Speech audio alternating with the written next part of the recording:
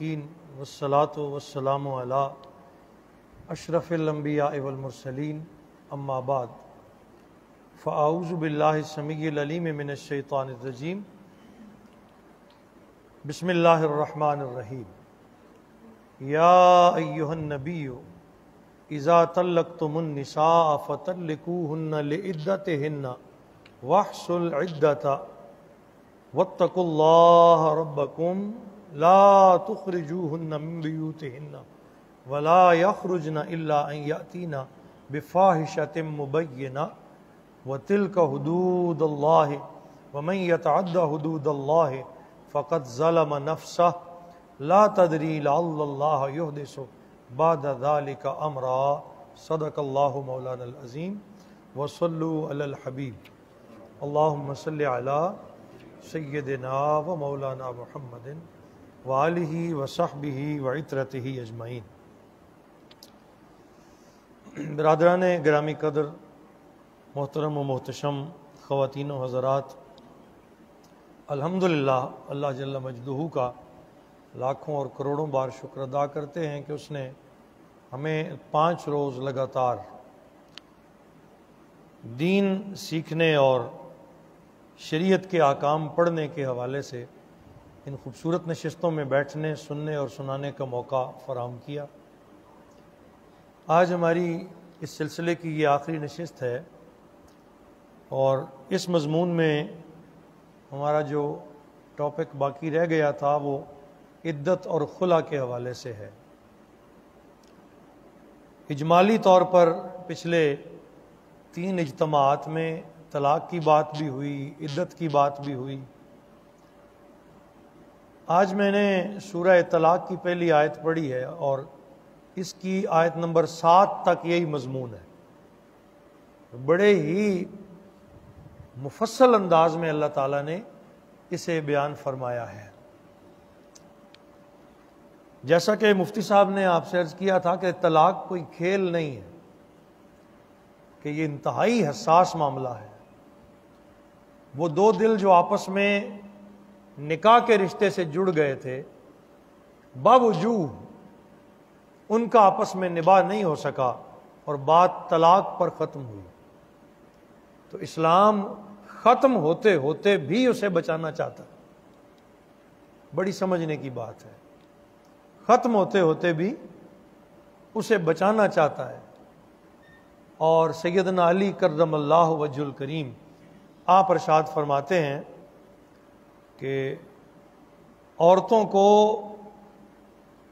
طلاق نہ دیا کرو، ان سے شادی نبھایا کرو، کہ جب تم طلاق دیتے ہو تو اللہ کا عرش لرز جاتا ہے۔ کوئی چھوٹا کام نہیں ہے جو آج کھیل اور تماشا بن گیا۔ میں 2-4 جملے اس ضمن میں کہ یہ پورا ہمارا ذہن کس طرح پریپیئر ہوا تھا، ناظم صاحب بیٹھے ہیں، اس طرف ہم کیوں مائل ہوئے کہ یہ ریفریشر کورس کیا جائے، اور اس میں بھی 90% یہ ہے کہ ہم نے اپنی ذمہ داری ادا کرنے کی کوشش کی۔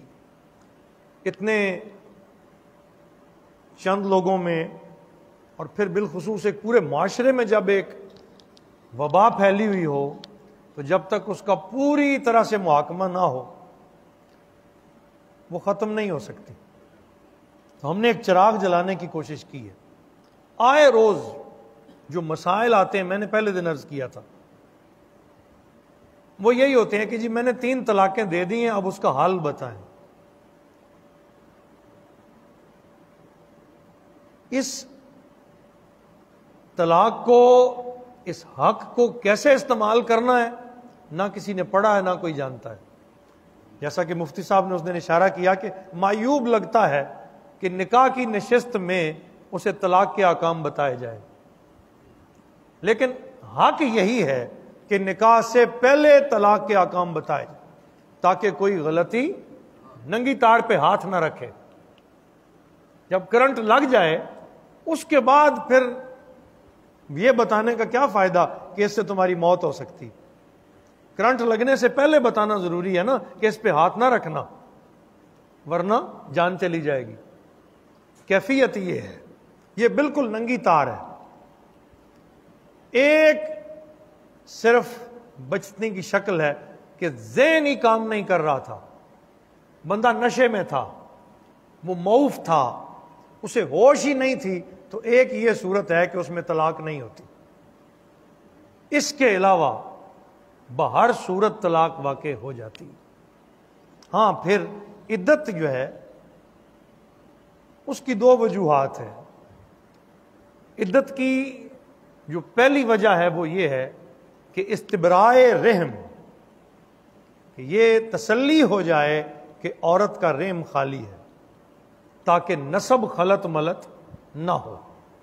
اگر اجازت دے دی جاتی کہ وہ آج طلاق لے اور کل اگلی جگہ شادی کر لے، تو کچھ عرصے کے بعد اگر اللہ اسے اولاد دیتا تو پہلا خاوند دعویٰ کر دیتا کہ یہ تو میری ہے، دوسرا دعویٰ کرتا نہیں یہ میری ہے، تو اب کون اس کی تسلی دیتا؟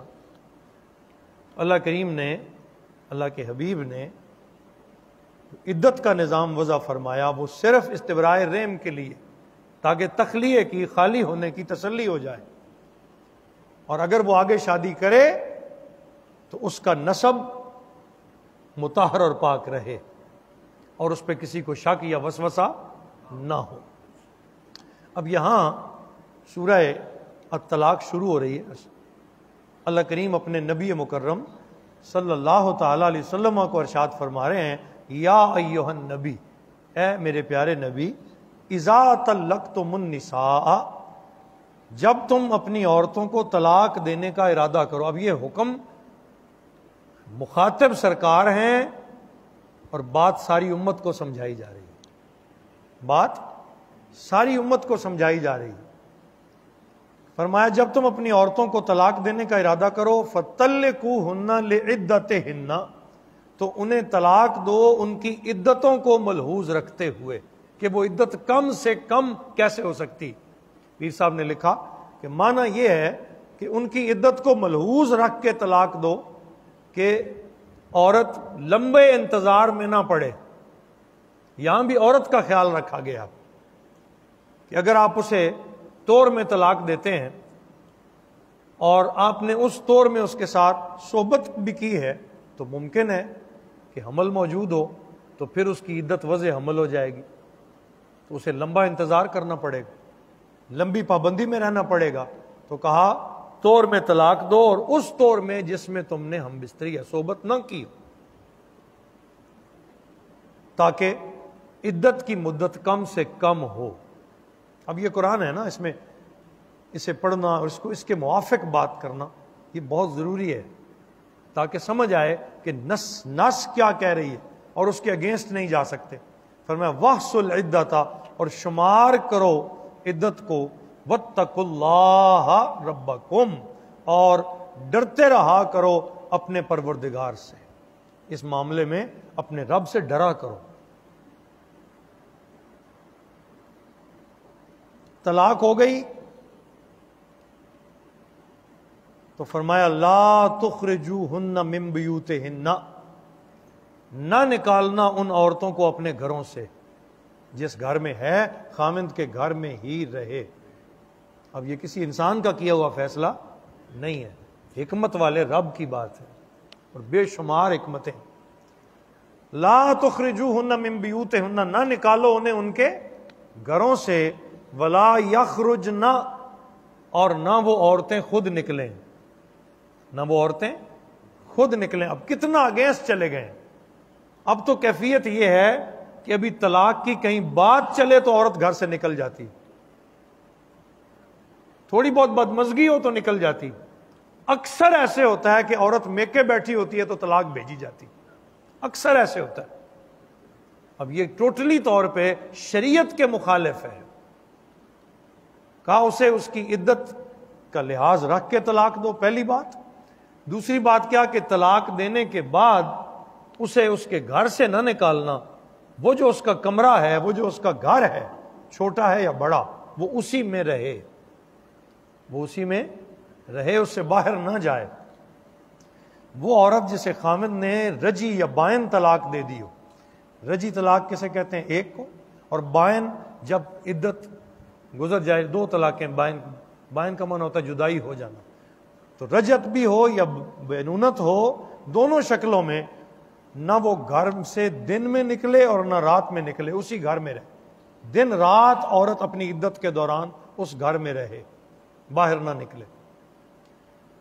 البتہ بیوہ عورت جس کا خامند فوت ہو گیا ہے، وہ ضروریات زندگی کے لیے جب اس کا کرنے والا کوئی اور نہ ہو تو دن میں باپردہ نکل سکتی، لیکن رات پھر اپنے اسی گھر میں واپس آ کے رہے 4 ماہ 10 دن تک. آگے اس کی تفصیل بتاتا ہوں.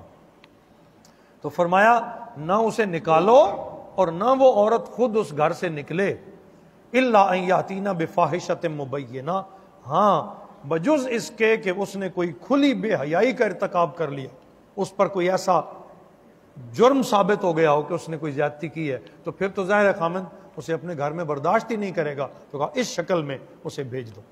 وَتِلْكَ حُدُودُ اللَّهِ، بیان کر کے کیا فرمایا؟ یہ اللہ کی حد ہے، یہ اللہ کی قائم کی ہوئی حد ہے.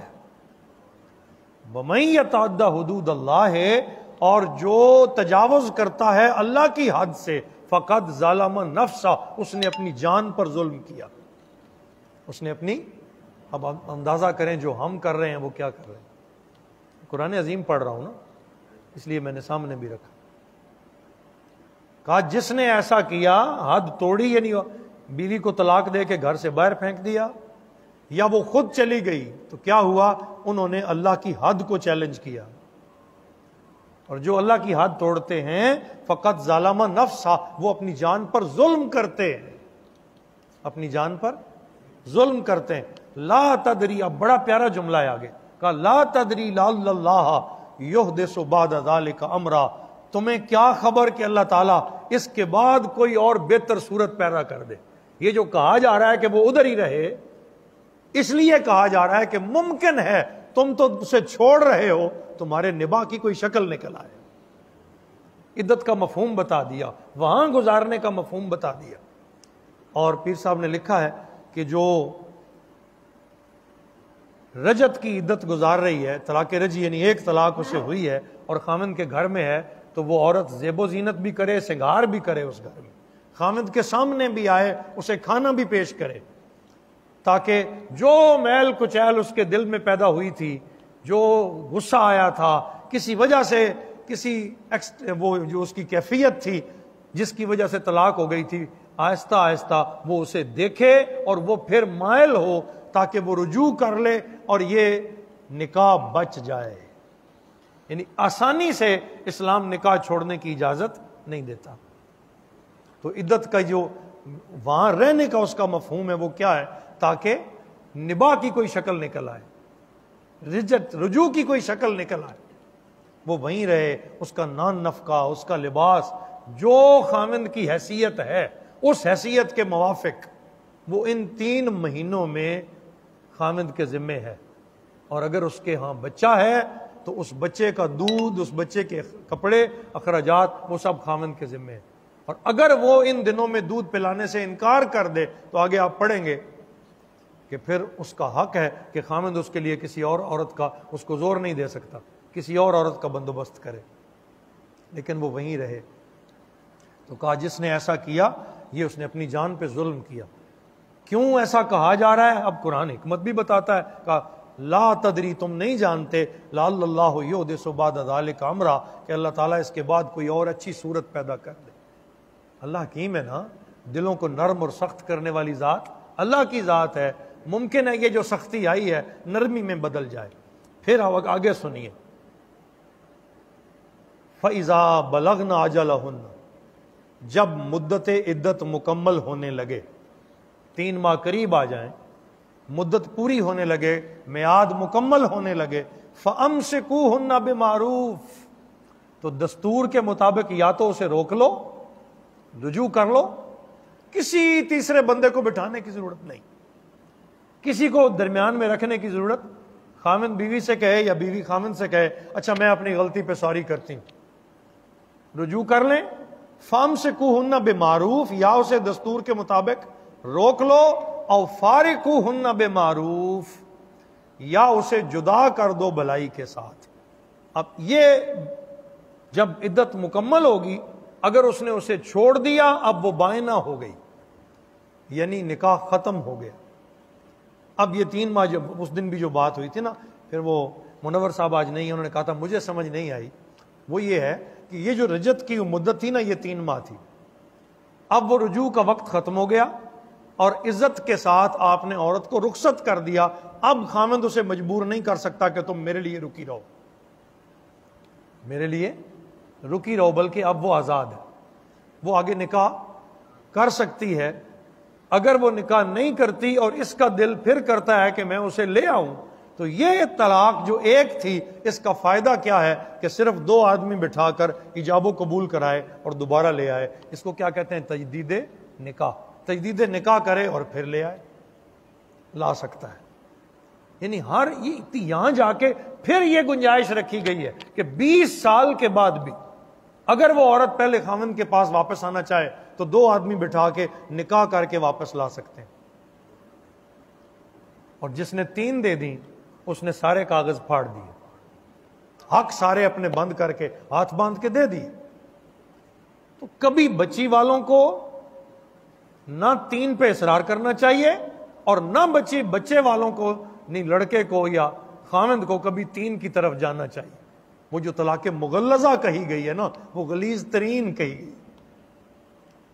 اللہ کے نزدیک ویسے ہی طلاق ناپسندیدہ ہے، اور یہ جو تیسری ہے یہ مغلظہ ہے، اس کی طرف کبھی نہ جاؤ۔ دینی پڑ گئی ہے تو 1 طلاق دیں، پھر عدت گزارنے دیں، عدت وہیں گزارے۔ اب عدت گزر گئی تو کہا فارقوہن بمعروف، تو بھلائی کے ساتھ انہیں جدا کرو، اور جب جدا کرنے لگو وَأَشْهِدُوا ذَوَيْ عَدْلٍ مِّنْكُمْ، 2 عادل عاقل بالغ شخص اپنے اس امر پر گواہ بنا لو، جو یہ کہہ سکیں کہ واقعی اس نے عدت گزارنے کے بعد اسے رخصت کیا۔ وَأَقِيمُوا الشَّهَادَةَ لِلَّهِ، اور اللہ کے لیے ٹھیک ٹھیک گواہی قائم کرو، گمسم بات نہیں، ٹھیک ٹھیک گواہی اس پر قائم کر لو کہ آج عدت مکمل ہو گئی، میں نے اسے فارغ کر دیا۔ اس دن وہ گھر چھوڑ کے جائے۔ اب جو گھر چھوڑ رہی ہے، اب اس کے بعد اگر وہ ماموں کی بیٹی ہے، چچا کی بیٹی ہے، خاندان میں ہے، ایک سوال ہمارے دوست کا تھا، اب وہ آپس میں ملاقات نہیں کر سکتے، اب وہ غیر محرم ہو گئے، تا آنکہ پھر رشتہ بنے۔ اگر رشتہ نہ بنے اب ان کی ملاقات، اب اس عورت کا اس کے لیے زیب و زینت کرنا ممنوع ہے، اور اس خاوند کا اب اس سے جا کے ملاقات کرنا کہ اب یہ اس کا خاوند نہیں رہا، اب ملاقات نہیں کر سکتا۔ یہ جو 3 ماہ کا دورانیہ تھا عدت کا، اس میں وہ مل بھی سکتے تھے، بیٹھ سکتے تھے، خاوند کو عورت کھانا پیش کر سکتی تھی، اس کے لیے زیب و زینت اور سنگار کر سکتی تھی، اس سے بات چیت کر سکتی تھی کہ وہ اسی کے نکاح میں تھی، ابھی عدت میں تھی، اور اس عدت کے وقت میں یہ ممکن تھا کہ ممکن ہے وہ اس کی اولاد کی حاملہ ہو۔ اگر وہ اس کی اولاد کی حاملہ ہے تو یہ وقت وضع حمل تک چلنا ہے، اس کے بعد پھر بچے کی فیڈنگ ہے، وہ سارا اس خاوند کی ذمہ داری میں ہے۔ تو اس کو وہ عدت کے دوران اس لیے بھی کہ شاید واپسی بن جائے، نرمی آ جائے، وہ جو خلا آیا ہے وہ ختم ہو جائے۔ یعنی میں بالکل آہستہ اور سادے لفظوں میں آپ کو سمجھا رہا ہوں تاکہ یہ بات آپ کے دلوں میں بیٹھ جائے کہ شریعت جو کچھ کہہ رہی ہے حق وہی ہے۔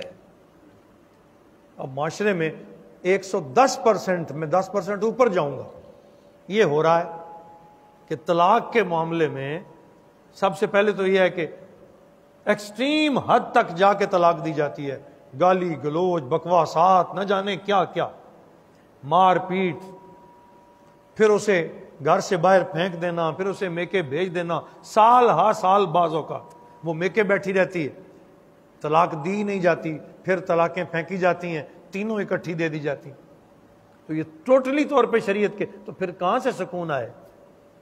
ہمارے جو بدامنی ہے، بے چینی ہے گھروں کی، مسائل ہیں گھروں کے، بھائی وہ ٹھیک کیسے ہوں؟ ہم تو شریعت کے مخالف جا رہے ہیں، اور ادھر ہم کلمہ بھی پڑھتے ہیں، اپنے آپ کو مسلمان بھی کہتے ہیں، اللہ کا بندہ اور رسول اللہ کا غلام بھی کہتے ہیں، اور جو ہم کر رہے ہیں وہ اللہ اور اس کے رسول کے حکم کے مخالف، اللہ اور اس کے رسول کے حکم کے مخالف۔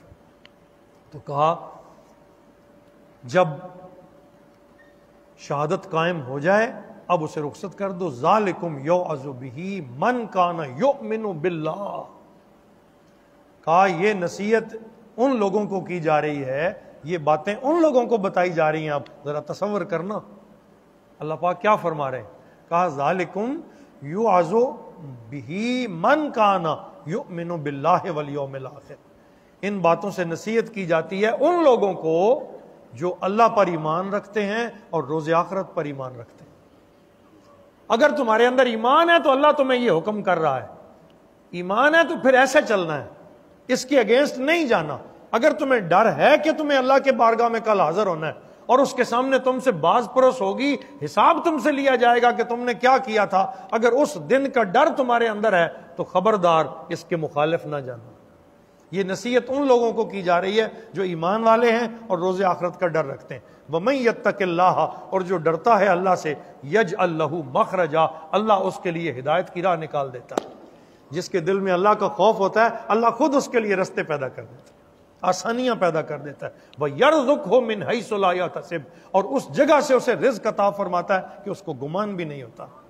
صرف اللہ کے حکم ماننے سے، صرف اس کے حکم پر چلنے سے، صرف اس راستے پر چلنے سے اللہ فرماتا ہے میں خود مددگار بھی ہو جاؤں گا، تیرے مسئلے حل بھی کر دوں گا، اور رزق بھی تجھے ان راستوں سے عطا کروں گا کہ تجھے گمان بھی نہیں ہوگا. وَمَن يَتَوَكَّلْ عَلَى اللَّهِ، اور جو اللہ پر، یہ کتنی باتیں کہہ دی، جو اللہ پر توکل اور بھروسہ رکھتا ہے فَهُوَ حَسْبُهُ، اللہ اس کے لیے کافی ہو جاتا ہے.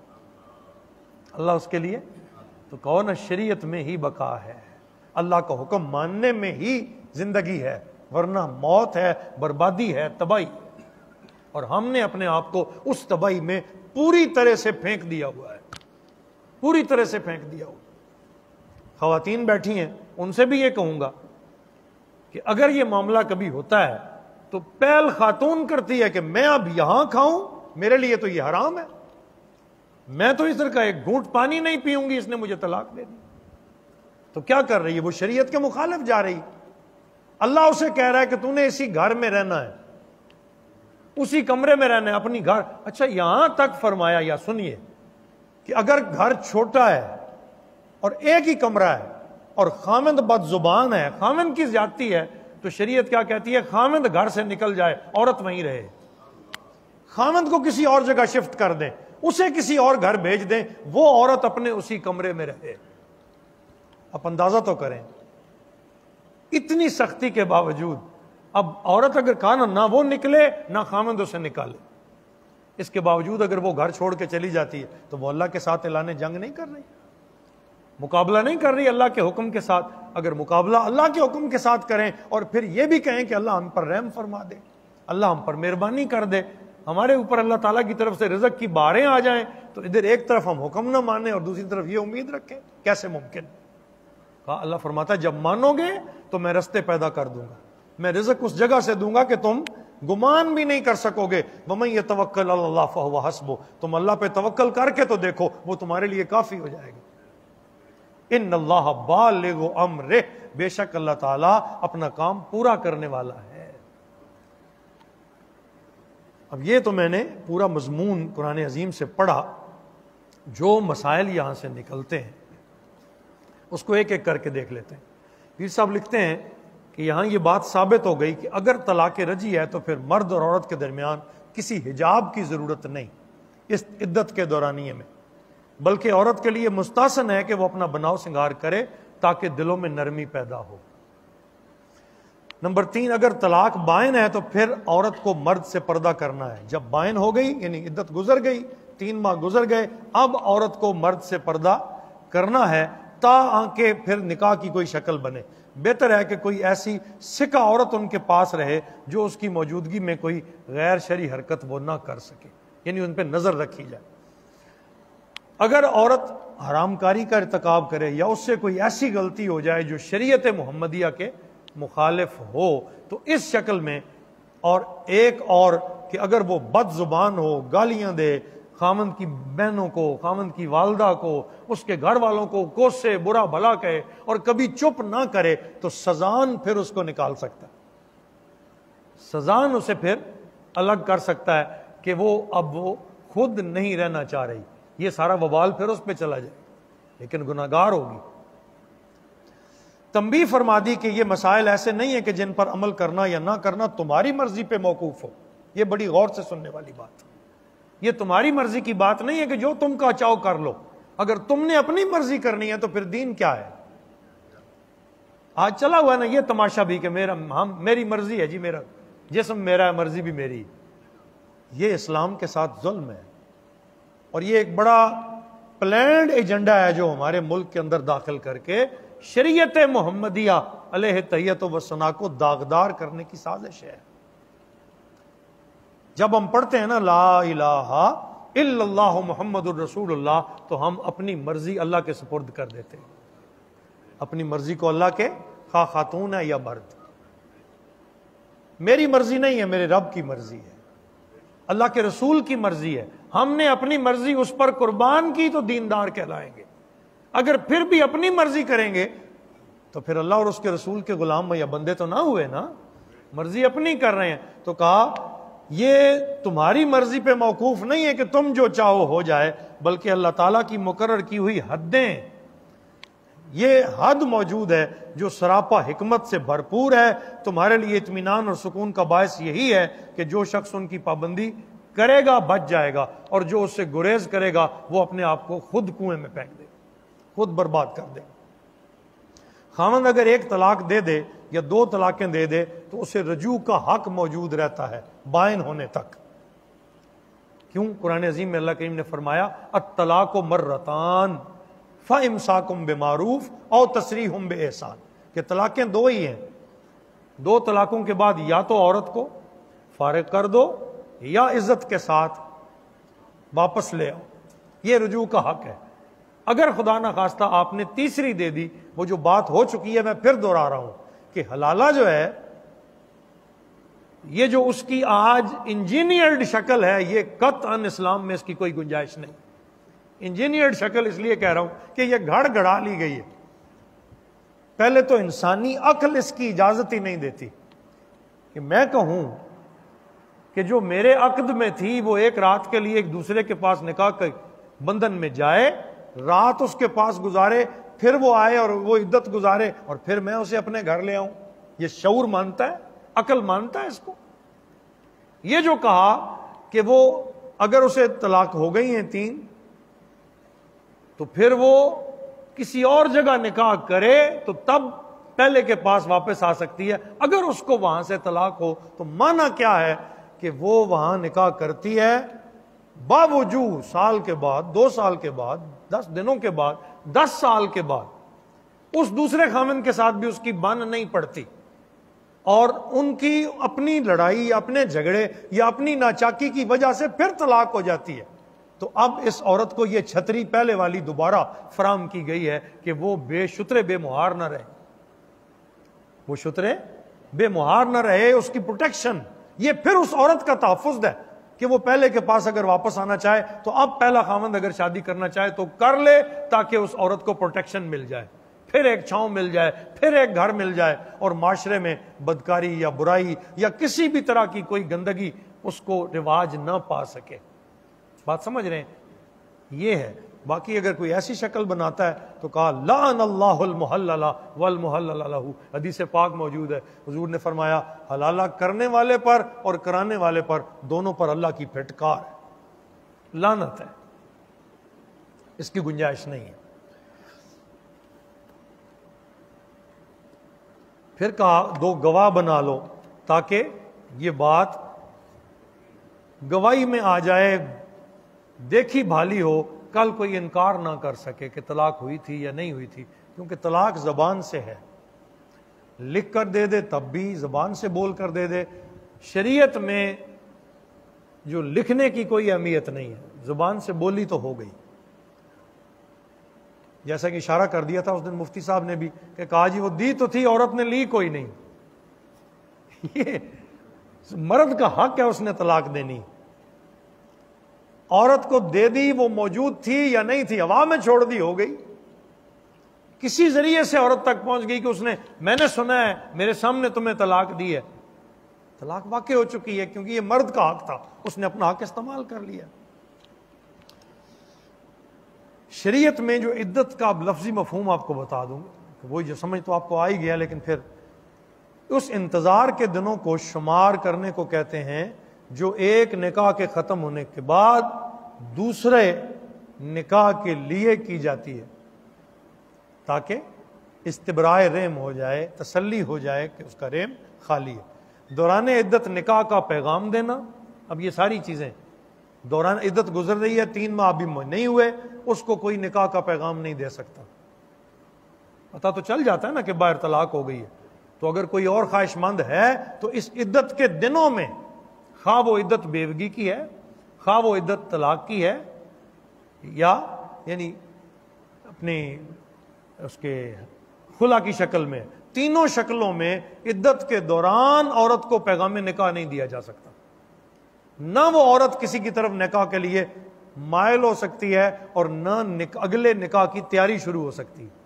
یہ تینوں پابندیاں، عدت گزرے گی تو یہ معاملات پھر شروع ہوں گے۔ عدت کا مقصد جیسا کہ بیان کر دیا، نسب کا تحفظ ہے۔ ایک طلاق کے بعد عدت کے 3 طور ہیں، 3 پاکیزگیاں گزریں گی، تب عدت ختم ہوگی، یعنی 3 ماہ اگر آپ سادہ طریقے سے سمجھنا چاہیں تو یہ طلاق کی عدت ہے۔ اور اگر کسی ہم بیٹی کا، بہن کا خامند فوت ہو جائے تو 4 ماہ اور 10 دن، یہ بیوگی کی عدت ہے۔ اب بیوگی کی عدت کو سمجھیں آپ، ایک تو یہ ہو گیا کہ وہ اس کے رحم کی تسلی ہو، دوسرا یہ ہے کہ اس کا ایک شرعی سوگ ہے، باقی تمام لوگوں کے لیے سوگ کے 3 دن ہے، اس عورت کے لیے سوگ کے 4 ماہ 10 دن، کہ وہ 4 ماہ 10 دن اپنے پہلے خامند کا سوگ کرے، کسی طرح کی زیب و زینت نہ کرے، کسی طرح کا بناؤ سنگار، کوئی خوشبو نہ لگائے۔ اچھا، اس لیے بھی کہا کہ نہ تو وہ خوشبو لگائے، نہ زیب و زینت کرے، تاکہ کوئی مرد اس کی طرف اس دورانیے میں مائل نہ ہو، عام مردوں کے ساتھ اختلاط نہ کرے، میل جول نہ کرے، ملاقات نہ کرے، تاکہ کوئی ایسی شکل نہ پیدا ہو کہ کوئی اس کی طرف نگاہ کے لیے مائل ہو۔ ان 2 پابندیوں کے علاوہ اب اگر اسے بازار جانا ہے، اسے کسی فوتگی پر جانا ہے، کسی ایسی جگہ جانا ہے جہاں اس کے جائے بغیر گزارا نہیں ہے، تو باپردہ جا سکتی ہے، دن میں شام ہونے سے پہلے اپنی اس گھر میں واپس آئے گی جو اس کا گھر ہے، اور 4 ماہ 10 دن تک یہ پابندی کرے گی۔ جب عدت مکمل ہوگی تو عورت بائن ہو جائے گی، اب تجدید نکاح کے ساتھ پہلے خامند کے پاس آ سکتی ہے، اور آگے نکاح کر لے تو پہلے خامند والا سلسلہ ختم، جب تک کہ وہ دوسرے کے نکاح میں رہے گی۔ اب پہلا خامند اسے نکاح کا پیغام بھی نہیں دے سکتا۔ یہ بھی شرعاً حق ہے کہ ایک کسی کی بیوی ہے نا، موجود ہے اس کے نکاح میں، تو آپ اس کو اگر نکاح کا پیغام دیتے ہیں تو یہ بھی ایک چور دروازہ ہے، اور شریعت اس کی اجازت نہیں دیتی۔ اگر اس عورت نے آگے نکاح کر لیا ہے تو اب ان کا تعلق ختم ہو گیا جب تک کہ وہ اس کے نکاح میں موجود ہے۔ ہاں، اگر وہاں سے بھی طلاق ہو جاتی ہے اور پھر یہ رابطہ کرتا ہے تو اس کی عدت گزرنے کے بعد پھر اس سے نکاح کر سکتا ہے۔ حاملہ عورت کی عدت کتنی ہے؟ وضع حمل، جب وہ بچہ پیدا ہوگا، بچہ پیدا ہونے کے بعد اس کی عدت ختم ہوگی۔ اب اس بچے کے دودھ، اس کا نان نفقہ، اس کا لباس، وہ سارا خامند کی ذمہ داری ہے۔ اگر تو باہم مشورے کے ساتھ یہی ماں جس کا وہ بیٹا ہے وہ خود دودھ پلانے پر راضی ہو تو خامند خرچہ دے گا اور وہ دودھ پلائے گی، اور اگر وہ انکار کر دے تو خامند بچے کے لیے دودھ پلانے والی عورت کا انتظام کرے گا، وہ اس کو فورس نہیں کر سکتا کہ تم ضرور دودھ پلاؤ۔ دوران عدت عورت اپنا گھر نہ چھوڑے اور نہ ہی خامند مجبور کرے، نہ نفقہ، کھانا، لباس اپنی حیثیت کے موافق دیتا رہے، حیثیت سے زیادہ نہیں۔ اگر گھر کا ماحول دونوں طرف سے خراب ہو جائے کہ خامند بھی گالیاں دے رہا ہے، برا بھلا کہہ رہا ہے، اور اس کو اس طلاق والی بات پہ ہر وقت تیز کیا جا رہا ہے، بار بار اسے یاد کروایا جا رہا ہے، اور ان دونوں کا بالکل وہ کہتے ہیں کہ وہ ناطقہ بند ہو جائے، تو اس شکل میں عورت اگر کسی اور گھر میں جاتی ہے یا اپنے میکے چلی جاتی ہے تو اس شدت کی شکل میں اس کی اجازت دی گئی۔ عدت کے ایام میں عورت پر سوگ کرنا واجب ہے۔ یہ جو میں نے کہا نا کہ جو خواہ وہ طلاق کی عدت ہی کیوں نہ ہو، وہ عورت سوگ کے حال کیفیت میں رہے گی. یہ نقصان کوئی چھوٹا نقصان نہیں ہوا. خاوند فوت ہو گیا تب تو بہت بڑا, اور اگر اس نے طلاق دے دی ہے تو یہ کوئی چھوٹا بندھن نہیں ٹوٹا, زندگی کا بندھن ٹوٹا ہے. تو اب اس پر سوگ کرنا واجب ہے, خواہ عدت طلاق کی ہو یا بیوگی کی ہو, دونوں شکلوں میں. تو یہ عدت کے جو چند چیدہ مسائل تھے وہ میں نے عرض کیے. اگلی چیز جو آج ہم ذکر کرنا چاہ رہے تھے وہ ہے خلا. خلا بھی طلاق ہی ہے, لیکن خلا ایسی طلاق ہے, اللہ کریم قرآن عظیم میں ارشاد فرماتے ہیں فَإِنْ خِفْتُمْ أَلَّا يُقِيمَا حُدُودَ اللَّهِ فَلَا جُنَاحَ عَلَيْهِمَا فِي مَا افْتَدَتْ بِهِ, کہ اگر تمہیں ڈر ہو جائے کہ اب ہم اللہ کی حد قائم نہیں رکھ سکیں گے, ہم اکٹھے نہیں رہ سکیں گے, اور خاوند مصر ہو جائے کہ وہ طلاق نہیں دیتا, تو عورت مال کے بدلے, جس میں حقمار بھی ہو سکتا ہے, یا جو عدالت طے کر دے یا جو خاوند کہہ دے, اس مال کے بدلے وہ عورت طلاق لیتی ہے, اس کو خلا کہتے ہیں. یہ ایک حق ہی عورت کا ہے کہ اس میں وہ اصرار کرتی ہے کہ مجھے اس سے جدائی چاہیے, اور پھر وہ اس کے لیے کورٹ میں بھی جاتی ہے. کورٹ سے نیچے بھی یہ معاملہ حل ہو سکتا ہے کہ وہ گھر میں ہی حل کر لیں کہ وہ جو اس کا حق مار ہے یا جو اس کا تقاضا ہے وہ عورت پورا کر دے, اور اس تقاضے کے بدلے میں, اور وہ مرد یہ کہے کہ میں اتنے مال کے بدلے جو میں نے تجھے دیا تھا یا جو تجھ سے میں مطالبہ کرتا ہوں, میں تجھے خلا دیتا ہوں. عورت کہے ہاں میں اس مال کے بدلے خلا لیتی ہوں, اور وہ مال اس کو پیش کر دے, تو یہ طلاق ہوگی, اور اس کی پھر وہی عدت آ جائے گی 3 ماہ جو طلاق کی عدت تھی.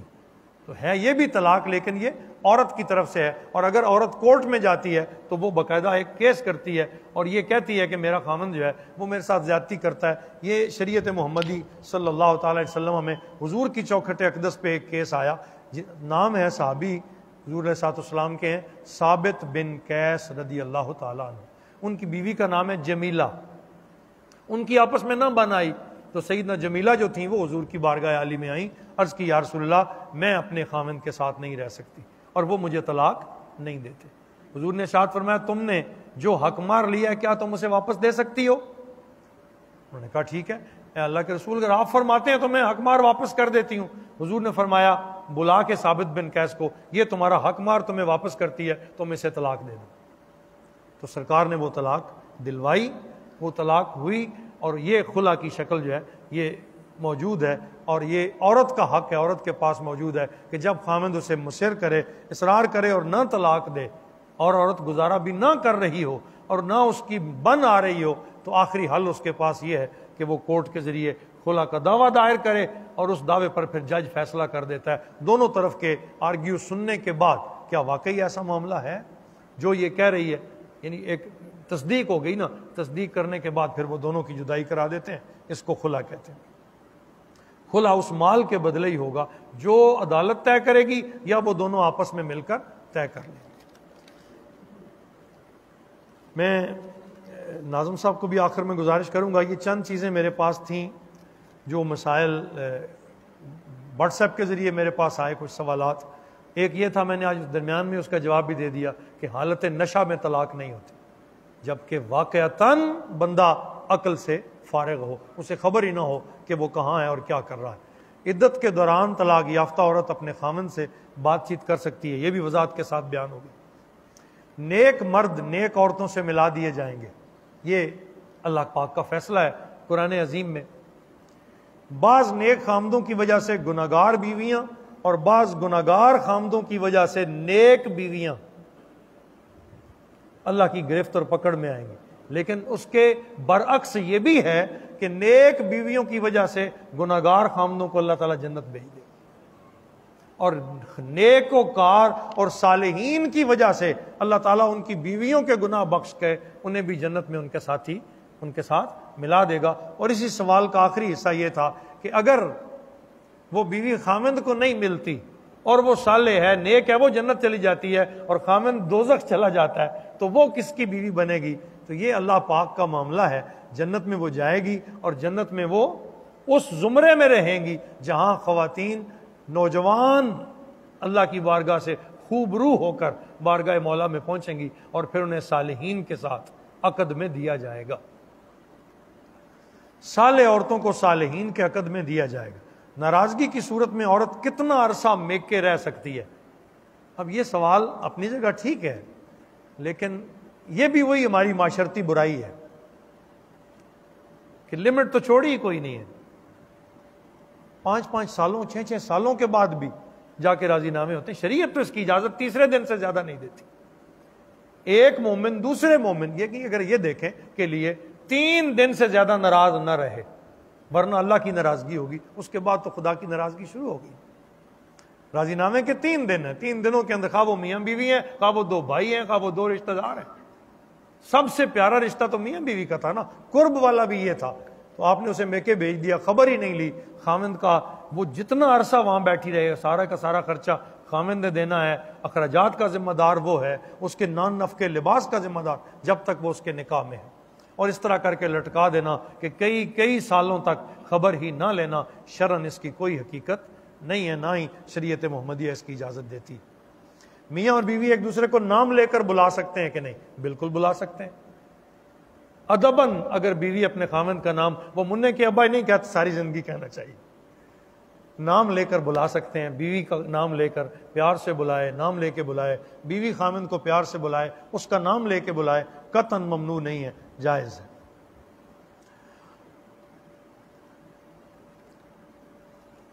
اب اگلا بڑا عام سوال ہے. مرد پوری کوشش کرتا ہے کہ عورت نمازی ہو جائے، وہ اپنی محنت کرتا ہے، ہر نماز پہ اسے کہتا بھی. سرکار کریم صلی اللہ علیہ وسلم کی بات کل مولانا اعظم صاحب نے آپ کو سنائی تھی کہ سرکار سب سے پہلے سیدہ فاطمہ کا دروازہ کھٹکھٹاتے، فاطمہ اٹھو، نماز کا ٹائم، اٹھو، اللہ کی بارگاہ سے، اس کی گرفت سے بچو، پکڑ سے، اللہ پاک کی بارگاہ میں سجدہ کرنا. حضور اپنے وانذر عشیرتک الاقربین، پہلے سارے قریبی رشتہ دار سب کو بلا. اگر مرد اپنی محنت کر رہا ہے، وہ دعوت دے رہا ہے، وہ اپنی اولاد کو، وہ اپنی بیوی کو بار بار سٹریس بھی کرتا ہے، ناراضگی بھی کرتا ہے. بیوی نماز نہیں پڑھتی تو مرد اس کے ہاتھ کے پکا ہوا کھانا چھوڑ دے. یہ ساری چیزیں ہیں، زجر و توبیخ کا یہ طریقہ ہے. اس کا بستر چھوڑ دے، اس کے ساتھ تعلقات منقطع کرے کہ نماز پڑھو گی تو سارے سلسلے قائم ہیں، ورنہ نہیں. وہ اپنی محنت کرتا ہے ہر حوالے سے. اس کے باوجود بیوی نمازی نہیں بنتی تو اس خامند کی حشر کے دن گرفت نہیں ہوگی. اس نے اپنی محنت کی ہے، اس کا وبال اس بیوی کے سر ہوگا. کیونکہ اگر میں محنت نہیں کرتا، میں نہیں جگاتا، میں اس کو بلاتا تو کل میں پکڑا جاؤں گا. حدیث پاک موجود ہے، کلکم راع وکلکم مسئول عن رعیہ، تم میں سے ہر ایک کی نگہبان ہے اور اس سے اس کی رعایا کے بارے میں پوچھا جائے. تو میں نے اگر اپنی رعایا پہ محنت ٹھیک کی ہوئی، میں نے اپنا حق ادا کیا ہوا ہے، تو جب میں نے حق ادا کیا ہوا ہے تو پھر مجھ پہ کوئی قدغن نہیں ہے. پھر اس کو پکڑا جائے گا جس نے باوجود زجر و توبیخ کے، باوجود تربیت کے، اللہ کی بارگاہ میں جھکنے کا ارادہ نہیں کیا. اگلا سوال یہ تھا کہ عورت کس کی ذمہ داری کس وقت ہے؟ جب تک عورت نے شادی نہیں کی، باپ اور بھائی کی ذمہ داری ہے کہ وہ اس کی تربیت کریں، وہ اس کو نیکی کی طرف لے جائیں، خیر کی طرف بلائیں. جب شادی ہو جائے گی تو باپ کی ذمہ داری بھی ادا ہو گئی، بھائی کی بھی ادا ہو گئی. اب ذمہ داری آ گئی خامند کی، اور جب اولاد جوان ہو جائے تو بیٹے کی. خامند اور بیٹا پھر اس کے ذمہ دار ہے. اب ان سے پوچھا جائے گا، اب والدین سے نہیں پوچھا. والدین کا ایک وقت کا سرکار نے فرمایا نا، جب اولاد پیدا ہو تو والد کا حق ہے کہ وہ اس کی اچھی پرورش کرے، اچھا لباس دے، اچھی تعلیم دے، پھر اس کے روزگار کا بندوبست کرے، پھر اس کی شادی کر دے، اور پھر سر پہ ہاتھ رکھ کے کہے میں آج سے تمہیں اللہ کے سپرد کرتا ہوں، اللہ کی پناہ میں دیتا ہوں. اس کا حق ادا ہو گیا. اب اگلا حق کس کے پاس آیا؟ خامند کا. اب خامند ذمہ دار ہے، اور جب بچے جوان ہو جائیں تو بچے ذمہ دار ہوں گے. تقریباً یہ موٹی موٹی سوالات میرے پاس تھے. میں نے اپنی بساط کے مطابق ان کا جواب دینے کی بھی کوشش کی. اب میں قبلہ ناظم صاحب سے گزارش کروں گا، وہ تشریف لائیں گے اور 2-3 کچھ سوال ان کے پاس تھے، ان کے جواب بھی ارشاد فرمائیں گے اور اس پوری بحث کو کنکلوڈ کریں گے. تو یہ دعا اور اس التجا کے ساتھ میں اپنی بات ختم کروں گا. خدا را دین پڑھیں اور دین سیکھیں. میں بھی مکمل نہیں ہوں، آپ مجھ سے پوچھیں گے تو شاید میری اصلاح ہو جائے. اس ناطے سے اور واللہ یہ بات میں باوضو اور ممبر پہ بیٹھا ہوں، مسجد میں ہوں، یہ ایسا ہے، سوال کرنے سے، پوچھنے سے دونوں کا بھلا ہوتا ہے۔ آپ کو نہیں علم، آپ کے علم میں اضافہ ہو جائے گا، اور ممکن ہے آپ نے پوچھا ہے تو مجھے ہی نہ پتا ہو، تو میں اس کی تحریک کروں تو میرا فائدہ ہو جائے۔ تو یہ جو دین ہے نا، فذکر ان الذکریٰ تنفع المؤمنین، ایک دوسرے کو نصیحت کرتے رہو، ایک دوسرے کو خیر کی طرف بلاتے رہو، کہ خیر کی طرف بلانا مومنوں کو نفع دیتا ہے۔ ہم بہت زیادہ لا علم ہیں، ہم اس حیثیت کو پہنچ چکے ہیں، سارا دن فیس بک تو چلا لیتے ہیں، کبھی دین بھی کھول کے دیکھا ہے؟ انبار لگے ہوئے ہیں دینی کتب کے، اللہ کے فضل سے ہمارے سابقین، ہمارے ورثاء نے، ہمارے سلف صالحین نے ایسی دقیق کتابیں لکھی ہیں، ایک ایک مسئلے پہ 60 صفحات لکھے، 100 صفحات لکھے، اور اس باریکی تک گئے ہیں۔ اب انہیں کوئی پڑھے گا تو سمجھے گا نا، ہم تو قرآن عظیم کو پڑھنے کے لیے تیار نہیں ہیں۔ تو آئیے اس 5 روزہ نشست کے آخر میں یہ نیت اور ارادہ کریں کہ میں دین سیکھنے کی کوشش کروں گا۔ جو مجھے سن رہے ہیں فیس بک کے ذریعے، ان تک بھی یہ پیغام انہیں دوں گا، خدا را اپنے آپ کو، اپنی اولادوں کو، اپنی فیملیز کو دیندار بنائیں، دینی شعور سے آگاہ کریں، جہاں دین کی بات ہو رہی ہو تھوڑی سنیں، زیادہ سنیں، بیٹھ کے سنیں، اور اپنے اندر شعور پیدا کریں کہ میں محمد عربی صلی اللہ تعالی علیہ وسلم کا غلام ہوں، اور مجھے آپ ہی کی سیرت اور آپ ہی کے طریقے کو اپنا کر اپنے آپ کو آخرت میں اللہ کی گرفت سے بچانا ہے۔ وما علینا الا البلاغ المبین۔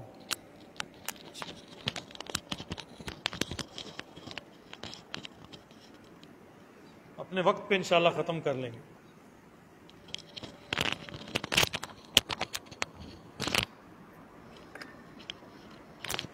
بسم اللہ الرحمن الرحیم۔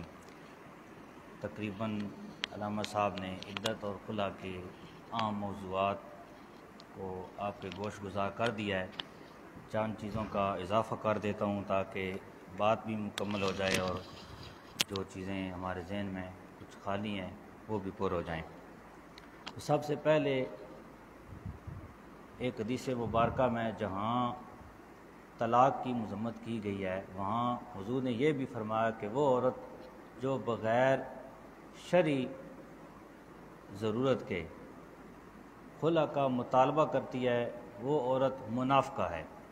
اس کا ظاہر خاوند کے ساتھ ہے، اس کا گھر استعمال کر لیا ہے، اسے استفادہ کر لیا ہے، لیکن اس کا باطن، اس کا جو اندر ہے وہ اس کے ساتھ نہیں ہے، یعنی اندر سے اس کے ساتھ محبت نہیں کرتی، وہ منافقہ کی طرح ہے۔ اس طرح بغیر شرعی ضرورت کے عورت اگر خلا کا مطالبہ کرتی ہے تو وہ بھی منافقہ ہے، وہ گناہ گار ہے۔ تو خلا کی ایک مثال حدیث پاک سے علامہ صاحب نے پیش کی ہے کہ حضرت قیس نے اپنی زوجہ کو ان کے خلا کے مطالبہ پر، اور وہ مطالبہ یہ تھا کہ وہ عبداللہ بن ابی کی بہن تھیں، سچی مومنہ تھیں، اور حضرت قیس جو تھے وہ خصلت اور اخلاق کے اعتبار سے وہ روشن تھے، لیکن بظاہر ان کا قد چھوٹا تھا، رنگ کالا تھا، تو اس وجہ سے ان کو وہ پسند نہیں کرتی تھی، کہ دل میں ان کی محبت پیدا نہ ہوئی، اس لیے انہوں نے کہا کہ میں کہیں منافقہ نہ رہ جاؤں، ان سے جدا ہو جاؤں۔ تو ایک ان کا یہ شرعی مطالبہ تھا۔ ایک اور بھی حدیث پاک میں ایک واقعہ نظر آتا ہے، ایک صحابی اور صحابیہ کا محبت کے ساتھ نکاح ہوا، یعنی پیار کی شادی ہوئی۔ تو کچھ عرصے بعد جو صحابیہ تھی انہوں نے یہ مطالبہ کر دیا صحابی سے کہ میں آپ سے جدا ہونا چاہتی ہوں۔ تو انہوں نے کہا کہ بظاہر کوئی وجہ نہیں ہوئی، کوئی جھگڑا نہیں ہوا، کوئی ایسی بات نہیں ہے، تو آپ کیوں مطالبہ کر رہی ہیں؟ انہوں نے کہا کہ بس میں آپ کے ساتھ نہیں رہنا چاہتی۔ تو صحابی رسول نے کہا کہ چلو اس بات کا فیصلہ حضور کی بارگاہ میں کرتے ہیں۔ تو دونوں چل پڑے۔ تو راستے میں چلتے چلتے کچھ دور جا کے راستے میں ہی صحابی رسول کو ٹھوکر لگی اور ان کا پاؤں زخمی ہو گیا، خون بہہ گیا۔ اسی وقت اس صحابی نے کہا کہ چلو واپس چلتے ہیں، اب میں اپنا مطالبہ ختم کرتی ہوں، آپ کے ساتھ ہی رہنا چاہتی ہوں۔ تو انہوں نے کہا کہ تم نے میرے ساتھ مذاق کیا ہے، مجھے پریشان کیا ہے، اب حضور کی بارگاہ میں جائیں گے، وہاں ہی جا کے فیصلہ ہو۔ چلے گئے حضور کی بارگاہ میں۔ جب حضور علیہ الصلوۃ والسلام کے پاس پہنچے، صحابی رسول نے عرض کی کہ میری بیوی نے میرے ساتھ یہ مطالبہ کیا، اب یہ مطالبہ ختم کر کے واپس جا رہی ہے۔ تو حضور نے پوچھا کہ کیا بات تھی؟ تو یہ معیار ہونا چاہیے خلا کا، تو صحابی رسول کی زوجہ نے عرض کی کہ یا رسول اللہ، میں نے یہ سنا تھا کہ 40 دن تک جس کو کوئی مصیبت تکلیف نہ آئے اس پہ اللہ تعالیٰ ناراض ہوتا ہے، تو یہ میرے ساتھ بس رہے ہیں، 40 دن گزر گئے ہیں، کبھی میں نے ان کو پریشان نہیں دیکھا، کبھی ان کو کوئی تکلیف نہیں آئی، اس لیے میں نے مطالبہ کر دیا کہ جس پہ اللہ ناراض ہے میں اس کے ساتھ کیوں رہوں، تو اس وجہ سے میں نے خلا کا مطالبہ کیا تھا۔ لیکن جو ہی راستے میں ان کو ٹھوکر لگی، پاؤں زخمی ہوا، خون بہہ گیا، تو مجھے یقین ہو گیا کہ ان کو تکلیف آئی ہے، لہذا اللہ تعالیٰ ان پہ راضی ہے۔ تو یہ بھی ایک طریقہ تھا جو خلا کا، کہ اللہ کی رضا کے لیے کسی کے ساتھ بندھن میں رہے۔ تو دوسری طرف خلا کے بھی اسی طرح مسائل ہیں جس طرح عدت کے مسائل ہیں۔ تو ٹائم تو تقریباً ہو گیا، لیکن چیدہ مسائل ضرور سمجھنے چاہیے۔ ایک تو یہ ہے کہ طلاق تو مرد کے دینے کے ساتھ ہوتی ہے، لیکن مال کے بدلے نکاح زائل کرنے کو خلا کہتے ہیں، یعنی مرد یہ کہے کہ تو مجھے فلاں مال دے یا یہ کام کر تو پھر تو خلا حاصل کر سکتی ہے۔ اگر عورت مرد کی بات تسلیم کر لے کہ میں اتنا اقمار تھا وہ واپس کروں گی، یا جو تم شرط لگاتے ہو وہ پوری کروں گی، تو پھر خلا ہوگا۔ اگر عورت قبول نہیں کرتی، اس مال پہ راضی نہیں ہوتی مرد کی شرط پہ، تو پھر خلا واقعہ نہیں ہوگا۔ لیکن جب خلا کر لیں گے تو طلاق بائن ہو جائے گی، یعنی طلاق ہو جائے گی، طلاق مغلظہ نہیں ہوگی۔ اس کے بعد اگر صلح کی شکل نکل آئے تو ان کا پھر نکاح ہو سکتا ہے بغیر حلالہ کے، طلاق بائن ہوگی، یعنی نکاح کے ساتھ پھر وہ دوبارہ آپس میں مل سکتے ہیں، جس طرح یہ 2 طلاقیں ہیں طلاق سری میں۔ لیکن عورت پہ مال دینا واجب ہوگا جو اس شوہر نے کہا تھا۔ اسی طرح اگر خلا میں عورت کی جانب سے ابتدا ہوئی مگر ابھی خامن نے قبول نہ کیا، یعنی عورت کہتی ہے 10,000 لے لو مجھے چھوڑ دو، خامن نے یہ بات قبول نہ کی، تو عورت کو ابھی رجوع کا حق حاصل ہے کہ بعد میں اس کو سمجھ آ جائے، وہ یہ کہہ سکتی ہے کہ میں اپنی شرط واپس لیتی ہوں، اپنا قول واپس لیتی ہوں، تمہارے ساتھ رہنا چاہتی ہوں، تو خلا نہیں ہوگا، وہ پہلے نکاح میں ہی واپس لوٹ آ سکتے ہیں۔ لیکن یہ اس وقت ہے کہ اسی مجلس میں جب بات چل رہی تھی اسی وقت یہ ہو تب۔ اسی طرح خلا میں بھی طلاق کی طرح شوہر کا عاقل اور بالغ ہونا شرط ہے، اگر شوہر عاقل بالغ نہیں ہے تو خلا منعقد نہیں ہو سکتا۔ طلاق رجی میں خلا ہو سکتا ہے، بائن میں نہیں۔ پہلی بائن طلاق ہے، پھر عورت خلا کا مطالبہ نہیں کر سکتی کیونکہ ویسے ہی آزاد ہو چکی ہے۔ اگر طلاق رجی ہے تو ابھی اس کے پاس خلا کا مطالبہ بھی باقی ہے۔ خلا کی عدت میں نفقہ خاوند کے ذمہ ہے، جس طرح باقی عدت ہے طلاق کی، اسی طرح خلا کی بھی عدت وہی ہے جو طلاق کی ہے، اس عدت میں نفقہ جو ہے وہ خاوند کے ذمہ ہوگا۔ خلا کے وقت نفقہ نہ دینے کی شرط نہ لگائی ہو، اگر شرط نہیں لگائی تھی کہ وہ نفقہ نہیں دے گا تو اس وقت تو نفقہ دے گا، لیکن اگر خلا کے وقت یہ شرط لگ گئی کہ خاوند کہتا ہے کہ میں تجھے نفقہ نہیں دوں گا عدت کا، اس شرط پہ تجھے فارغ کرتا ہوں، تو اس صورت میں پھر نفقہ نہیں ہوگا، خلا واقع ہو جائے گا۔ اگر خلا میں یہ شرط نہ لگائی کہ بچہ ہوا تو نفقہ اور دودھ کا خرچہ ساقط ہو جائے گا، یعنی اس میں یہ بھی ہے کہ اگر بچے ہیں اس عورت کے جو خلا کا مطالبہ کر رہی ہے، اگر خلا کے وقت یہ شرط نہیں لگائی تھی کہ میں ان کا خرچہ نہیں دوں گا تو اس صورت میں خرچہ خاوند کے ذمہ ہوگا، لیکن شرط لگا دی تو اب خرچے کا مطالبہ عورت نہیں کر سکتی، بچوں کا پالنا یا ان کا نفقہ وہ عورت کے ذمہ ہوگا خلا کی صورت میں۔ لیکن اگر معین کر لیا، خاوند کہتا ہے کہ یہ جو بچے ہیں یہ 10 سال تک ان کو تو ہی ان کو پالے گی، ان کا خرچہ تو ہی برداشت کرے گی، اس شرط میں تجھے خلا دیتا ہوں، تو اب خاوند کے ذمہ ان بچوں کا خرچہ نہیں ہوگا۔ لیکن اگر عورت بھاگ جاتی ہے تو وہ خلا کا مطالبہ کر سکتی ہے۔ 10 سال بچے کا نفقہ طے ہوا تھا لیکن بچہ 2 سال بعد فوت ہو گیا، تو اب وہ باقی ہے، اس کا نفقے کا شوہر مطالبہ بھی کر سکتا ہے۔ تو یہ چیزیں بھی خلا میں شامل ہیں، لیکن یہ باریک مسائل ہیں۔ دوسری طرف یہ ہے کہ خلا کے شرعی اسباب کے علاوہ اور بھی بہت سی وجوہات آج کے دور میں ہو سکتی ہیں۔ مثال کے طور پہ اگر ایک عورت ہے، اس کی بچیاں ہی پیدا ہوتی ہیں تو ساس اور اس کا گھر والا وہ یہ تانے دیتا ہے کہ تمہاری ہیں ہی بچیاں تو میں اور شادی کر لوں گا، یا ہر وقت اس کو تنگ کیا جاتا ہے، جس کی وجہ سے مجبور ہو کے وہ پھر خلا کی طرف آ جاتی ہے۔ تو بچیاں ہونا کوئی عیب نہیں ہے۔ حضرت امام جعفر صادق رضی اللہ تعالیٰ عنہ سے کسی نے پوچھا بچیوں کے بارے میں، تو آپ کھڑے ہو گئے اور آپ نے کہا کہ اللہ تعالیٰ نے اپنے حبیب کو بیٹیاں عطا کی، 4 بیٹیاں عطا کی۔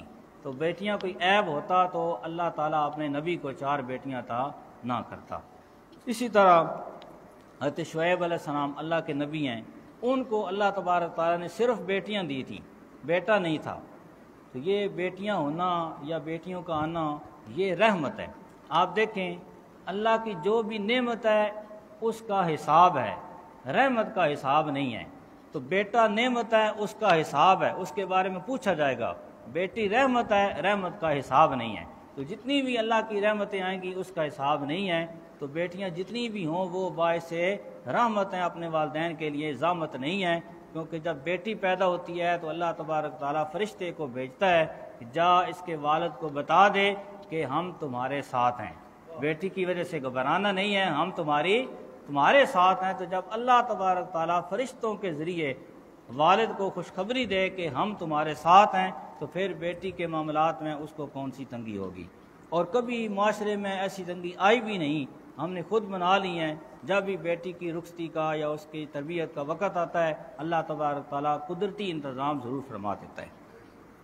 اسی طرح اللہ تبارک تعالیٰ نے یہ بھی فرمایا کہ فَأَصْلِحُوا بَيْنَ أَخَوَيْكُمْ، اگر طلاق کا معاملہ آ گیا، عدت ہے، خلا ہو گئے، ابھی عدت ہے، خلا کی بات چل رہی ہے، تو معاشرے میں والدین کو، بہن بھائیوں کو، دوستوں کو یہ چاہیے کہ وہ کوشش کر کے ان دونوں کے درمیان صلح کرائیں، تاکہ صلح کی صورت میں وہ دونوں گھر دوبارہ اپنے گھر واپس آ جائیں، بس سکیں، اور ان کا وہ جو زندگی کا پہیہ ہے وہ اسی طرح چلتا رہے۔ یہ بھی ہوتا ہے کہ بعض اوقات عورتیں کہتی ہیں کہ گھر والا میکے نہیں جانے دیتا، خوشی غمی پہ نہیں جانے دیتا، تنگی کرتا ہے، اس وجہ سے خلا کا مطالبہ کر دیتی ہیں۔ جب حضرت سیدہ فاطمہ کی شادی ہوئی تو شادی کے چوتھے روز حضور صلی اللہ تعالی وسلم اپنی بیٹی فاطمہ کو گھر لینے کے لیے تشریف لائے۔ جب آئے بیٹی چلو گھر چلیں، حضرت فاطمہ نے کہا کہ آپ نبی ہو کر بات کر رہے ہیں یا باپ ہو کے، کیونکہ نبی کا حکم ماننا ضروری ہوتا ہے۔ تو حضور نے فرمایا کہ میں بحیثیت باپ کہہ رہا ہوں کہ چلو گھر چلیں، یعنی پیکے چلیے۔ تو حضرت فاطمہ نے کہا کہ اب چونکہ حضرت علی گھر میں موجود نہیں ہیں، اگر وہ جب آ جائیں گے تو ان کی اجازت کے ساتھ میں جاؤں گی، کیونکہ اب میں رشتہ ازدواج میں آ گئی ہوں، اب خامن کی اجازت کے بغیر گھر سے نہیں نکل سکتی۔ تو اتفاق ایسا ہوا کہ اس دن حضرت علی کافی دیر کے بعد گھر تشریف لائے، اور حضور مکان کی دیوار کے ساتھ ٹیک لگا کے بیٹھ گئے، حضرت علی کا انتظار کرتے رہے۔ جب حضرت علی آئے تو آپ گھبرا گئے کہ سرکار پریشانی کے عالم میں۔ تو حضور حضرت فاطمہ نے کہا کہ مجھے اپنے باپ ساتھ لے جانے کے لیے آئے ہیں اور اتنی دیر سے بیٹھے ہیں، میں آپ کے انتظار میں بیٹھی ہوں کہ آپ آئیں، اجازت دیں تو میں جاؤں۔ تو حضرت علی نے کہا کہ یا رسول اللہ میں ایسا کر سکتا ہوں، لیکن حضرت فاطمہ نے کہا کہ نہیں، مجھ پہ اب آپ کی تابعداری اطاعت لازم ہے۔ تو دیکھیں حضرت فاطمہ ہو کہ نبی کے کہنے پہ، یعنی باپ ہیں، لیکن پھر بھی حضرت علی کی اجازت کے بغیر وہ گھر سے نہیں نکلی۔ تو حضور کی والدہ محترمہ پہلی دفعہ 6 سال کے بعد میکے آئی تھی، پہلی دفعہ شادی کے بعد 6 سال کے بعد وہ میکے آئی تھی یثرب اپنے گھر والوں کو ملنے کے لیے۔ تو اس طرح بغیر ضرورت کے اگر خامد نہیں جانے دیتا، جس طرح کل کی نشست میں نے صحابیہ کا ایک واقعہ پیش کیا تھا کہ ان کا والد فوت ہو گیا لیکن وہ خامد کی اجازت بغیر نہ آئیں، تو اللہ تعالیٰ نے ان کو بھی، ان کے والد کو بھی بخش دیا تھا۔ تو اس طرح یہ چند چیزیں ہیں، اگر معاشرے میں ہم ان کو مد نظر رکھیں تو بہت سے جنجال وہ ختم ہو سکتے ہیں۔ تو عدت کے احکام علامہ صاحب نے پیش کر دیے ہیں۔ تو زمانہ عدت میں دوسرا نکاح مرد کے لیے ممنوع نہیں ہے، مرد دوسرا نکاح کر سکتا ہے، لیکن کسی ایسی عورت سے عدت کے دوران نکاح نہیں کر سکتا جس عورت کی بھانجی یا اس کی خالہ کے ساتھ وہ نکاح کرنا چاہتے ہیں، یعنی اس نے بیوی کو طلاق دی ہے، وہ بیوی عدت میں ہے، اب مرد شادی کر سکتا ہے، عورت نہیں کر سکتی، لیکن مرد اس عورت سے شادی کر رہا ہے جو اس کی عدت والی بیوی کی بانجی ہے، بھتیجی ہے یا اس کی خالہ ہے، تو اس دوران وہ اس عورت کی خالہ، اس کی پھوپھی، اس کی بھانجی اور اس کی بھتیجی سے شادی نہیں کر سکتا جب تک کہ عدت مکمل نہ ہو جائے اور وہ مکمل طور پہ فارغ نہ ہو جائے۔ اسی طرح اجازت ہے، حضرت امام مالک کی زوجہ فوت ہوئیں تو انہوں نے اسی دن، جس دن زوجہ فوت ہوئی اسی دن انہوں نے نکاح کر لیا کہ میں بغیر بیوی کے ایک رات بھی گزارنا پسند نہیں کرتا۔ اسی طرح عدت کی آپ نے جو صورتیں بتا دی